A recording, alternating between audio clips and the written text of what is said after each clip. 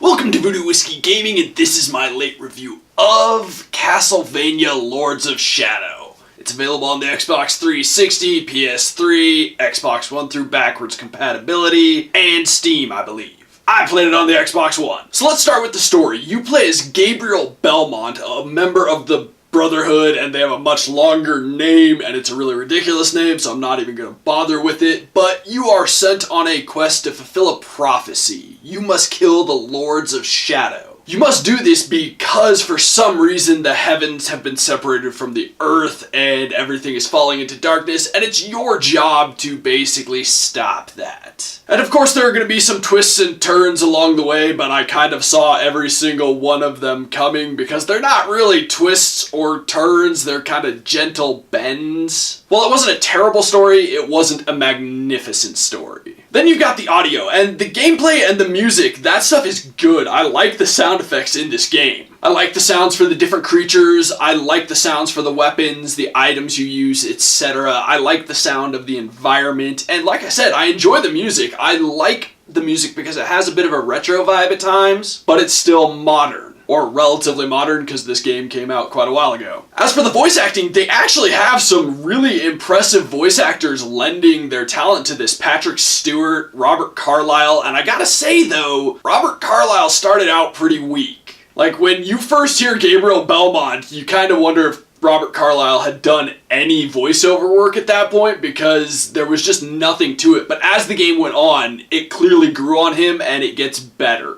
Now, as for the gameplay, this is a third-person, fixed camera-ish action RPG. Mostly action over RPG. It's definitely got some exploration elements and platforming elements. The unfortunate thing is that the combat, the platforming, the exploration, those elements are all so bad. You can clearly see where they stole their inspiration from. I'm not even gonna say like were inspired by or took ideas from. They straight up stole it. And I guess I'm using such a negative term because I don't mind when a game takes inspiration from other games. The problem is you have to do it just as well, if not better. Castlevania does all the elements that it has taken from other games far worse than those other games, and the entire time I was playing, it was just making me want to play those other games. I mean, a game shouldn't make me want to go play something else because I recognize those mechanics from another better game where those mechanics are done better. The combat is functional, but it's not that great. While there's a bunch of different moves you can get, the enemies aren't varied enough. They don't use abilities that require you to use different abilities. You can go through the majority of the game simply using one attack, and I really ended up doing that, and it didn't make it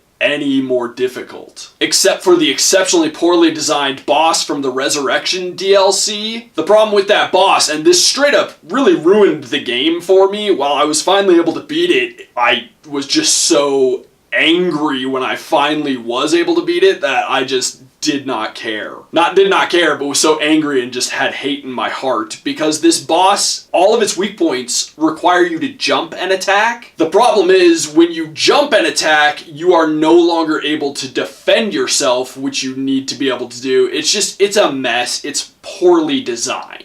The game is also chock full of QuickTime events, and they're not well executed. As for the puzzles in the game, there are a lot of puzzles in the game that aren't really puzzles, but they're exceptionally difficult, not because they're actually complicated, but because the game has never told you that you have these abilities. A lot of the puzzles require you to use abilities you don't even know about, so you're sitting there dicking around for who knows how long until you finally just have to look it up and go, oh, wait, really? Because I tried something similar and it didn't do shit. And then sadly, this is one of those games, like I stated, fixed camera, but this is one of those games where the camera often turns into your worst enemy. I literally got stuck behind a wall, couldn't see shit, was being attacked, and was fighting back, but I had no idea what was actually happening because I couldn't see. I fought through 5 or 6 enemies without having any idea what was actually going on. There are other times where the camera has moved to an angle where you can't see any of the enemies fighting you. It's literally your worst enemy. And there's one key gameplay element that is just missing from this game. It's a Castlevania game. one of the names that created the Metroidvania style game. And what's missing is backtracking. One continuous world. You cannot backtrack. You have to literally jump from level to level. And quite frankly, that just doesn't work. It doesn't work for this style of game. It doesn't make it feel like a Castlevania game. You're missing a core element of what is a Castlevania game. On to the controls. While the controls are responsive, I didn't have any complaints with them responding to what I wanted them to do for the most part. They're just not well done overall. They're not precise enough for the platforming you have to do, which is completely unacceptable in a game where you have to do platforming. There were numerous times where I just didn't have the control necessary to make certain jumps, and it took way too many tries. Also, a huge problem with the controls, this was legitimately a huge problem, was that when I was trying to dodge, I would try and dodge right and my character would dodge back and left. That's just one example of the directions I was pushing, but there were so many times where I would try and dodge in one direction and my character would not go in that direction and it would get me hit. So obviously getting hit because my character is dodging in the wrong direction, a direction I didn't push in, is just bullshit and not okay. Okay, so let's get on to the graphics. I've got to say, graphically, I'm a little disappointed in this game. Considering when it came out, I know there were far superior looking games at the time. But that being said,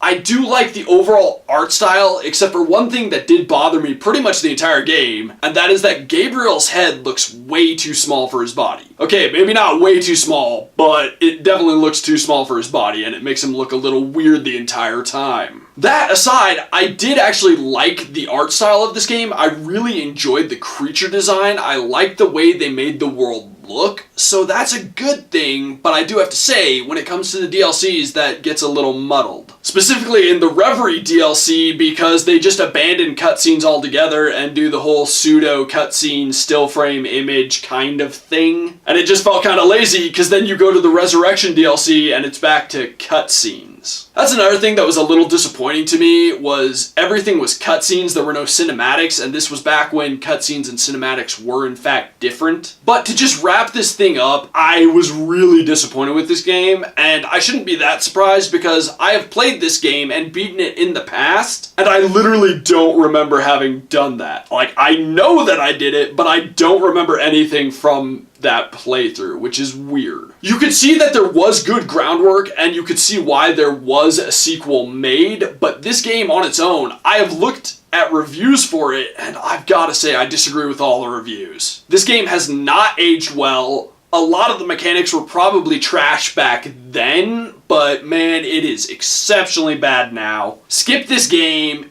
If it's on sale, don't even consider it, don't even stop on it, just scroll right on by. It's not worth the money. It's not worth the time you'd sink into it, it's just a complete and total skip. Okay, so in the comments below, why don't you tell me which is your favorite Castlevania game? And as always, thanks for watching. If you enjoyed the video, please hit that like button, and if you like what I'm doing in general, share, subscribe. Have a good one.